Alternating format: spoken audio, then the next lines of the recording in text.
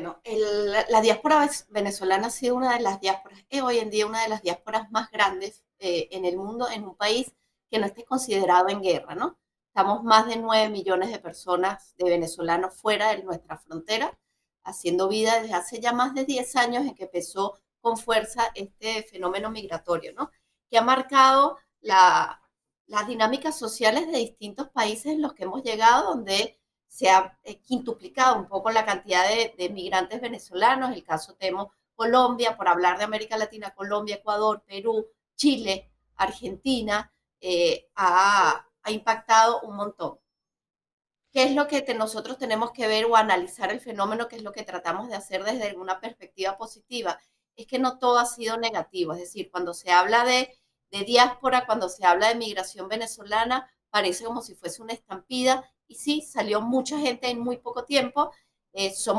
Venezuela era un país que no estaba acostumbrado a migrar, nosotros recibíamos gente, no salíamos, así que sí hay un impacto en la percepción que se tiene de, digamos, se están yendo todos, o el país puede quedar vacío, o estamos invadiendo otros países.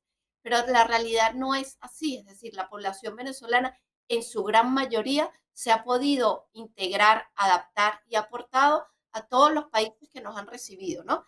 Que además no podemos hablar de países, sino de localidades, porque no se llegó todos llegamos, digamos, yo estoy actualmente en Argentina, pero la mayoría estamos en Buenos Aires, y hay provincias donde no hay tantos venezolanos, y así pasa en todos los países. Salimos de localidades, gente sale de Maracaibo, de Caracas, de Yaracuy, de Portuguesa, y llegan a distintas localidades de los distintos países. En esas localidades se empiezan a generar algunas dinámicas, unas más positivas que otras. Si ha habido digamos, movimientos de xenofobia, ha habido discursos de odio, sobre todo lo vemos hoy con mucha fuerza en algunos países, Estados Unidos, Perú, Chile, pero sin embargo el saldo es positivo. Si nosotros tratamos de hacer un análisis lo más, digamos, yo no creo en esta racionalidad porque estamos hablando de personas, de movimientos, de seres humanos, pero desde esta perspectiva ha sido más los aportes que hemos podido dar los venezolanos al mundo en casi 90 países que estamos,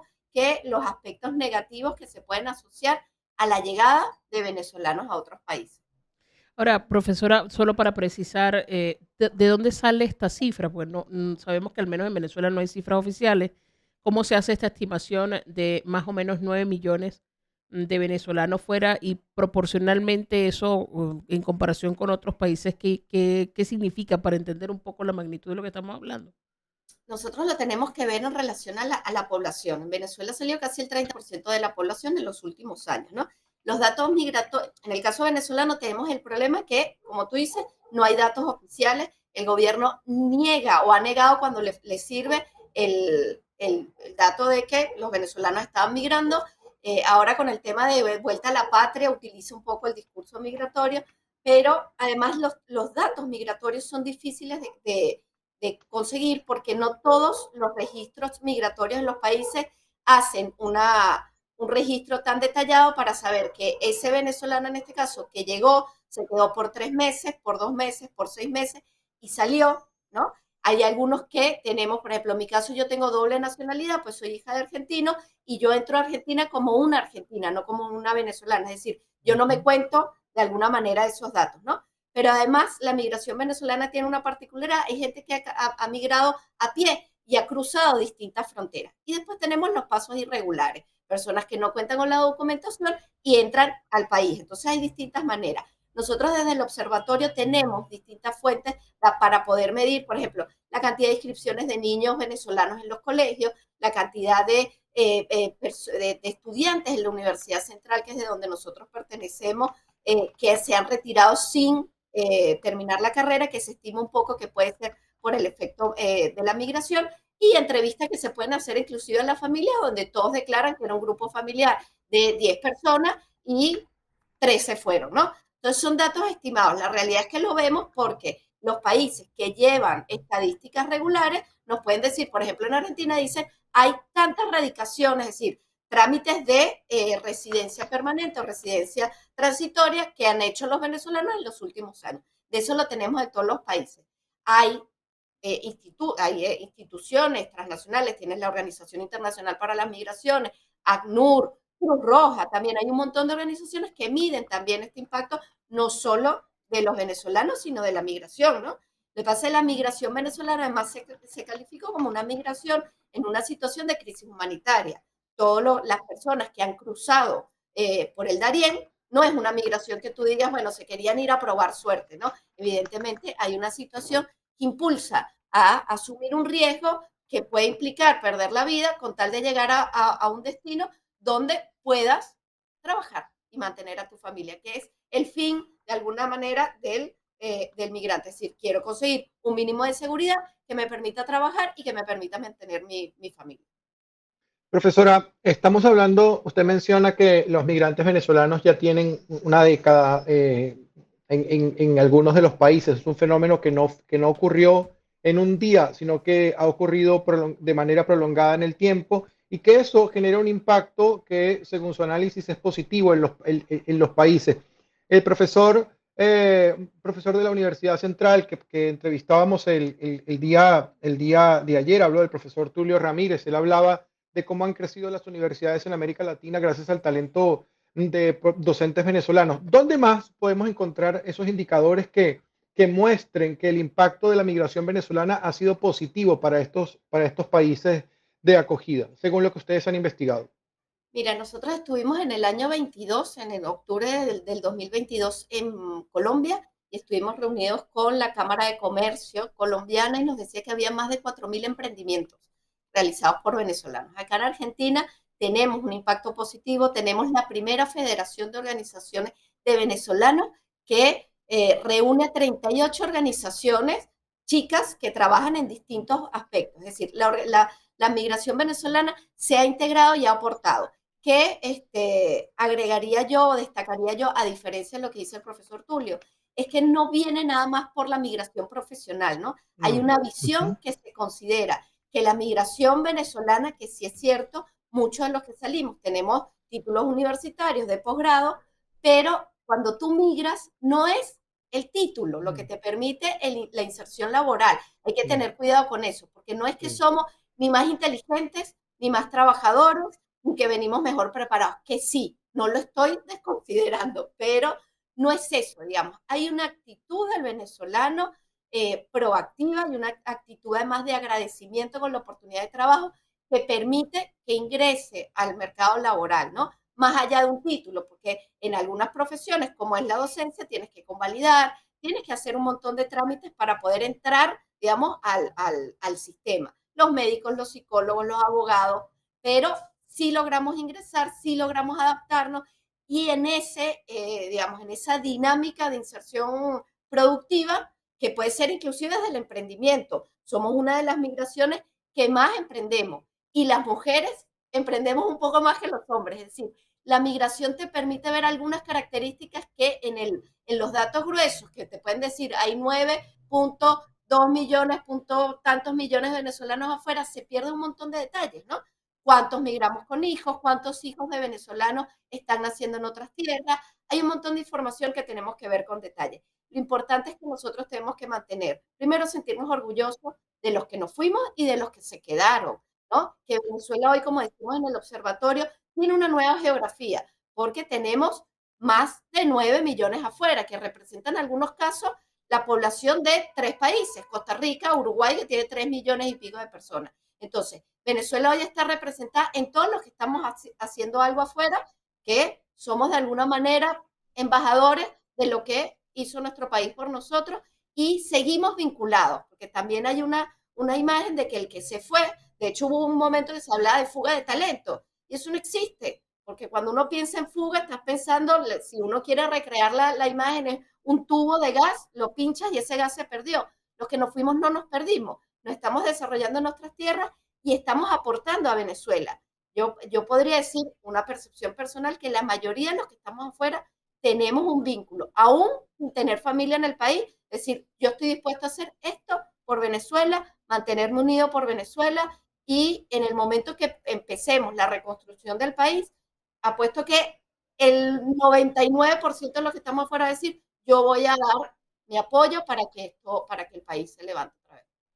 Profesora, y en medio de todo esto, en este tiempo, han habido algunos hitos, algunas algunos acontecimientos que van más allá de lo que suceda dentro o fuera de Venezuela, que marcan, que impactan cómo ha sido la movilización de los venezolanos en el extranjero.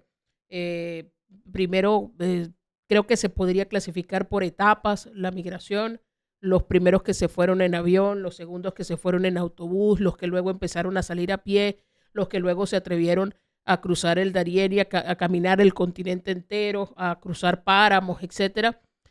Han sido como etapas los que se han regresado, y en medio de eso han sucedido cosas como la pandemia, como la institución del paro humanitario en Estados Unidos, todo el tema del TPS, ahora la elección de Donald Trump y sus nuevas políticas migratorias. ¿Cómo esto va marcando de algún modo también hacia dónde?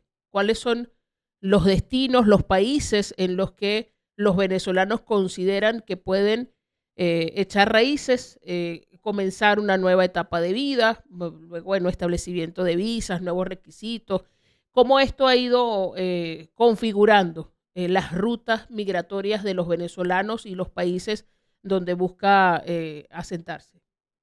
Tú lo puedes dividir quizás o sí, dividir en momentos como tú decías, ¿no? Puede ser 2007, 2014, también hubo una ola grande, 2017 después de las protestas, y después de 2017, 18 y 19 fue uno de los momentos donde más personas salieron, ¿no? Ahora, también recuerden que cuando estaba, por ejemplo, Cadivi, las primeras migraciones eran de los hijos de estudiantes universitarios que apenas se graduaban, buscaban a través de Cadivi mandar a sus hijos a hacer un estudio, a estudiar un posgrado, a hacer algo que tenían la oportunidad y ya tenían, digamos, un familiar afuera, ¿no? Después las dinámicas se van dando no solo por el tema, digamos, de los papeles, que es importantísimo y vital para poder desarrollarte en el otro país, ¿no? Pero antes de eso están las redes migratorias. Y una vez que tú tienes un familiar, un amigo cercano en un país, lo primero que haces es que llama, ¿cómo te va? ¿Cómo está? ¿Me puedes recibir en tu casa? Empiezan a hacerse esas redes migratorias que reciben, ¿no? Son de alguna manera unos anfitriones. Y ahora hay muchos en muchos países, entonces la elección a veces puede ser también porque yo tengo a alguien que me dé una mano, donde pueda poner un colchón, un sofá donde pueda dormir los primeros meses hasta que me pueda establecer, ¿no? Y ya hay familias establecidas. Hoy en día hay un fenómeno migratorio que es los que tenemos. Yo tengo 46 años, van trayendo a su familia. Yo ya me establecí, tengo 6 años en Argentina, bueno, me puedo traer a mi mamá, me puedo traer a mi papá, me puedo ir trayendo a los más grandes que se quedaron atrás, ¿no? Y después lo de los permisos varía mucho. En un momento no nos pedían visa en la mayoría de los países, hoy nos piden visa creo que en 18 países, eso va cambiando, pero no solo el tema de la visa, porque eso sería, digamos, las leyes que tiene el país que recibe. Nosotros tenemos un problema muy complicado con los papeles y no tenemos, algunos no tienen capacidad de renovar el pasaporte, no tienen cédula. El tema, por ejemplo, que se vio, la problemática que se vio cuando viajaba con niños menores de 9 años que no tenían cédula, porque no la sacan en Venezuela, no sé ahora, pero no la sacaban, y el único trámite, el único papel que tú tenías para tus hijos era una partida de nacimiento que no tenía un número de identificación. Entonces, ¿qué pasaba? No tenías cómo registrarlo porque, bueno, esto no es lo veían en la un papel legal que me identifique al niño, ¿no? Entonces, tenemos condiciones legales.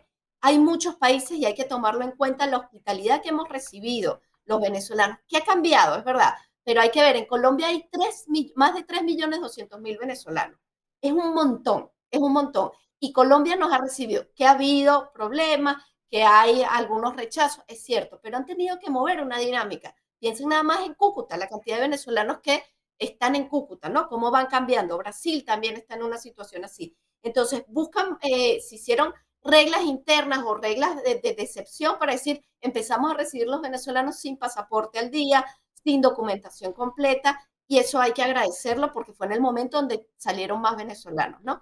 Hoy en día se cierran más puertas, sí, porque hay un mensaje que tenemos y todos los que somos docentes, medios de comunicación, tenemos que combatir de que la migración no viene ni a sacar puestos de trabajo, ni a agarrar hospitales, ni a hacerse beneficiarios de planes sociales. Viene a buscar trabajo, porque nadie que esté cómodo en su casa se va.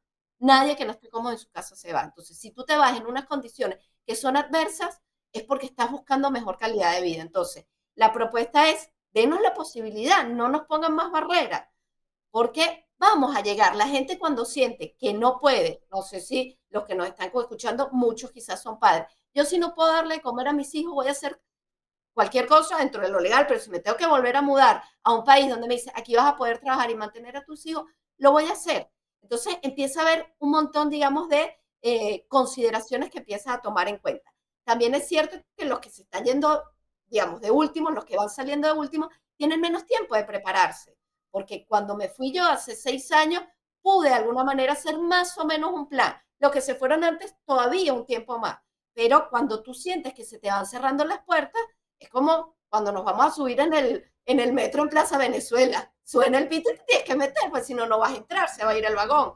Esa es la sensación. Entonces, ¿qué tenemos que hacer? Mirar la migración con una mirada más humana, porque ni son malos los que nos reciben, que tal vez no están entendiendo y dicen, bueno, aquí no había venezolanos y ahora donde camino hay un venezolano, me están invadiendo, porque está ese discurso, ¿no? De cuidado con la migración. Ojo, es un discurso histórico y nos toca a nosotros, pero ha sido histórico. Ver al migrante como aquel que llega de afuera a quitar o a estorbar o a sobrar. Y no es así, porque la mayoría de las poblaciones se han desarrollado con el aporte de los migrantes, y lo está viviendo Estados Unidos ahora, que empieza a tener problemas con algunas áreas económicas, pero dicen, los que trabajan aquí eran migrantes. Argentina tiene una experiencia positiva y es un caso de ejemplo que tiene las leyes migratorias más humanas. ¿Por qué? Porque entendieron que ellos se desarrollaron a principios de 1900 con la llegada de la Primera Guerra Mundial, la Segunda, con la llegada de los migrantes europeos, y desarrollaron una sociedad gracias al aporte de los migrantes. Entonces, no hay un mayor rechazo a los migrantes. Y eso es lo que nosotros tenemos que ver. Profesora, hoy se instala también en la narrativa mundial el tema de la migración como una amenaza, tal y como usted lo está describiendo. En el caso de Europa, por ejemplo, en algunos países europeos se comienza a instalar un discurso de xenofobia que tiene que ver con la descendencia de las personas justamente de países de Europa que fueron a países americanos. Recientemente el diario El País de España, este domingo, publicó un artículo en el que habla de 3 millones de votos americanos, en una narrativa de xenofobia, pero que hace referencia a 3 millones de personas que entre Cuba, Venezuela y Argentina van a votar en las próximas elecciones generales en este país y que son hijos o nietos de personas que emigraron de estos países a Cuba, a Venezuela o a la Argentina. ¿Cómo nos preparamos los venezolanos para el futuro o cómo nos podemos preparar los venezolanos para el futuro cuando eventualmente en forma de descendencia los venezolanos que están naciendo hoy día en muchos países vuelvan a su país o tengan la posibilidad de volver a su país? Yo quiero imaginarme, tratar de imaginarme el futuro, porque me cuesta quedarme en un presente tan terrorífico para los migrantes y para la migración. Usted decía que el 99% de los venezolanos estarían dispuestos a dar algo en la reconstrucción del país, en lo que se denomina la reconstrucción. Pero esa reconstrucción creo que es un proceso constante e infinito. ¿Cómo podríamos mirar ese futuro con los venezolanos que hoy están naciendo, están creciendo y se están enriqueciendo culturalmente de otros entornos distintos al del venezolano como espacio geográfico territorial? Ahí, a ver si te entendí bien, Ujú. la relación con Venezuela no implica volver, ¿sí? Es decir, la relación con tu país de origen no implica la vuelta física, es decir, desmontar lo que montaste en tu migración, que tú hiciste una casa, hiciste un hogar, hiciste, digamos, unas relaciones. Tú puedes mantener, y hoy en día más, ¿no? Si lo hicieron Claro. aquellos que emigraron hace 50 años, ¿cómo no lo vamos a hacer ahora? Estamos nosotros conectados en distintos países y tenemos esta capacidad de hablar. Eh, la migración es cíclica. Hoy nos tocó a nosotros, pero fíjate mi historia. Tú me ves a mí, yo no tengo pinta de venezolana, pues yo soy hija de argentinos. Mis padres migraron en el 77 a Venezuela, en plena dictadura argentina, buscando eso que yo vine a buscar 40 años después. Y ellos tenían pensado también volver. Termina, digamos, la situación de conflicto, de dictadura, todo lo que se vivía acá, y volvemos. Y la realidad no fue así. Ellos hicieron vida en Venezuela, se quedaron. Yo 40 años después pasa todo esto y me vengo con mis hijos. Y entonces se repite, ¿no? Entonces, cuando venga alguien y diga, es que los venezolanos, hoy le toca a Venezuela, mañana quizás son los europeos que van a buscar, como lo hicieron. Los europeos vinieron a América Latina. Entonces, ¿qué tenemos que hacer? el discurso de miedo que se trata de instalar a partir de esas percepciones de que el otro es distinto y por ser distinto es peligroso, hay que desmontarlo con datos que se pueden conseguir en cualquier lado. Es decir, la migración es la historia de la humanidad. Nos movemos desde toda nuestra historia y buscamos asentarnos en aquellos lugares donde podamos desarrollarnos, ¿no? Que tiene que ser una migración y que nosotros los migrantes tenemos que tener la responsabilidad de eso que llama una migración responsable. Es decir, tenemos que llegar, no suena muy escuelita, pero portarnos bien, aportar, tenemos que, es decir, no podemos ser un problema. Nosotros tenemos que ser unos buenos huéspedes, porque hay un anfitrión que si nosotros le mostramos el lado bueno, va a querer que lleguemos más. En Argentina pasa, aquí hay anuncios de búsqueda de empleo donde dice, estamos buscando personal venezolano, porque nosotros aquí nos hemos sentido muy bien recibidos y nos hemos portado muy bien, hemos sido corresponsales de alguna manera de eso, ¿no? Eh, y hay, en función de eso que tú dices, hay hay que buscarla en internet, yo lo vi hace mucho tiempo, que Laureano Márquez decía, pensemos que en unos años tener nuestro pasaporte venezolano va a ser un honor y nuestros hijos van a decir, vuelvo a la tierra de mis padres, esa tierra de gracia, porque es así. Y Venezuela es un país, y lo hemos visto, somos un país noble, somos un país luchador, seguimos luchando, seguimos siendo democráticos más allá de todo lo que ha pasado, seguimos saliendo en las condiciones que salgamos y llegamos la mayoría. ¿Que el tren de Aragua migró también? Sí, porque migran los buenos y migran los malos, pero los buenos somos muchos más, hacemos menos ruido, porque somos como, estamos preocupados en hacer el bien, no están gritando lo que estamos haciendo, pero es positivo, hay que tratar de combatir todo eso desde discursos en colegios, en instituciones, no nada más en medios de comunicación. Si estás al lado de un vecino que está diciendo algo de otro grupo migratorio, como pasa acá, quizás no de los venezolanos, a mí me ha pasado acá que me dice, es que ustedes los venezolanos son unos migrantes distintos. No, no, somos tan migrantes como otros migrantes de otras nacionalidades, pero Como quizás, los bolivianos, igual, en el caso de claro, Argentina. entonces no hagamos esa diferencia, pues somos seres humanos y no es fácil la migración, y es un lado positivo, pero no es fácil. Y de acá a 20 años va a haber un montón de chilenos, argentinos, uruguayos, hijos de padres venezolanos, que van a querer conocer nuestro país. Así que yo siempre aporto la mirada positiva con todas las dificultades que no las niego, son un montón las que viven ustedes, porque hay poblaciones que se han visto muy afectadas por la cantidad de profesionales que han salido. Entiendo que en salud, en educación, pero creo que hay maneras y se están buscando. Hay programas de telemedicina internacional que está llevando la Universidad Central para que los médicos que estén afuera puedan apoyar a la población venezolana. Hay instituciones que están, hay fundaciones. Yo tengo una acá en Argentina que se llama Guáramo, que nosotros trabajamos para apoyar a los migrantes venezolanos y hoy estamos trabajando con migrantes ecuatorianos también. Si lo que hemos aprendido en estos años va a sumar en positivo, que ha sido difícil y hemos llorado mares, pero yo creo que valió la pena, así que hay que verlo desde ahí.